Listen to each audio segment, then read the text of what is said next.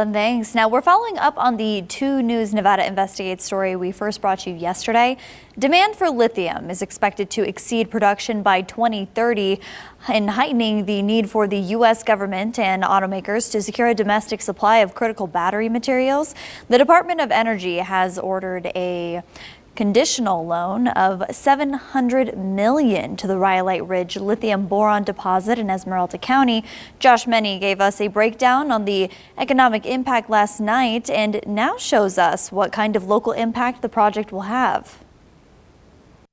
A small county like this you've got to have a finger in every piece of the county business. The small unincorporated town of Dyer has a population of around 300 people. Located in Fish Lake Valley, Dyer is about 30 miles south of the proposed site. We spoke to Linda Williams, owner of Esmeralda RV Park and Museum and heir to her parents' ranch. Williams supports Ioneer's Rhyolite Ridge and the revenue it will bring into Esmeralda County, which is estimated at $9 million annually. Partnering up with us for improving our EMS services, our police staff, our county buildings, our schools. Edward Mark Hartman is the manager of Alfalfa King, a family-owned pet food company. He's attended the community meetings between Ioneer and residents of Esmeralda and Nye counties, which have been ongoing for more than 5 years. They had a meeting in Tonopah, and I went to that meeting myself, and there were a lot of people who are, very environmentally concerned. A contentious issue surrounding Rhyolite Ridge centers around the U.S. Fish and Wildlife's determination that the mine activities would destroy a large percentage of critical habitat for the endangered species, Tiem's buckwheat. They voiced their concerns, and they did listen to them.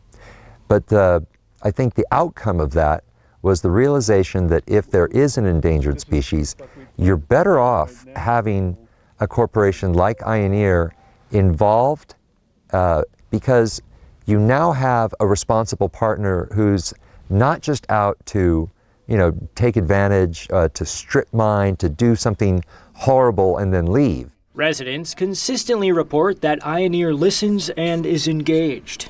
They are already planning. They've already been talking to people who have large parcels like we do about getting us hooked up with developers. The closest substantial town to the Rhyolite Ridge site is Tonopah, about 40 miles away, but a 2-hour drive. Tonopah has a population of around 1,900 and is expected to receive the lion's share of the mine workers and their families. I would say we're going to probably get at least 50% of all workers who are going to be up there. Here in Tonopah, every dollar spent in the local economy on developing Rhyolite Ridge, $2 goes back into the community as a whole. Construction of Rhyolite Ridge will generate around 500 jobs during the 2-year construction phase. Once in operation, the mine will create around 250 direct, high-paying jobs and about 1,000 additional indirect jobs for the generations-long mine life. The need of gas stations, grocery stores, and then other things that open up because they have to support those.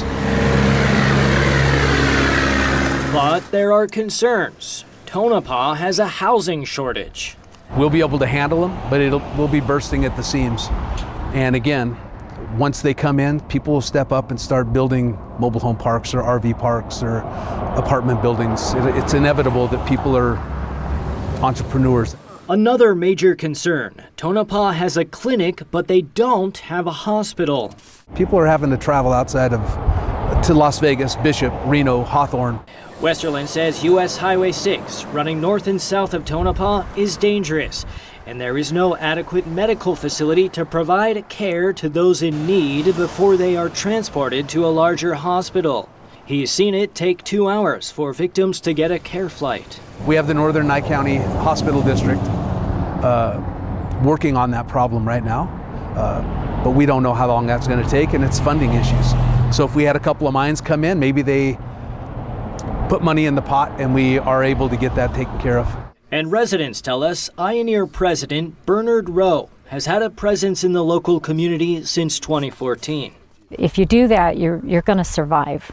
You're going to succeed, and you're going to provide a lot of things that people need without losing the beauty of the valley for the reason why you came.